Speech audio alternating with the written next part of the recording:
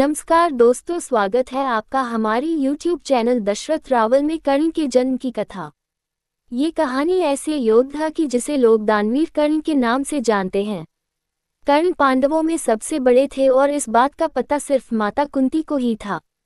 कर्ण का जन्म कुंती के विवाह से पहले ही हो गया था, इसलिए लोकलाज के डर से कुंती ने कर्ण को छोड़ दिया था। लेकिन कर्ण का जन्म कुंती के विवाह से पहले कैसे हो गया, इसके पीछे भी एक कहानी है। बात उस समय की है जब कुंती का विवाह नहीं हुआ था और वह सिर्फ राजकुमारी थी। उसी दौरान ऋषि दुर्वासा पूरे 1 वर्ष के लिए राजकुमारी कुंती के पिता के महल में अतिथि के रूप में ठहरे।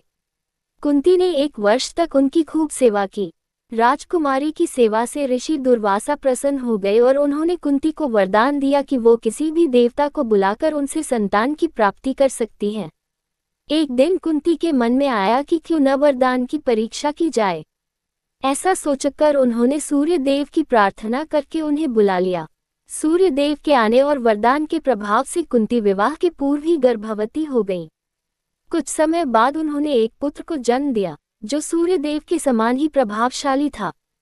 साथ ही जन्म के समय से ही उस शिशु के शरीर पर कवच और कुंडल थे।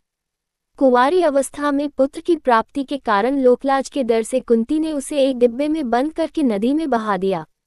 बक्सा एक सारथी और उसकी पत्नी को मिला जिनकी कोई संतान नहीं थी।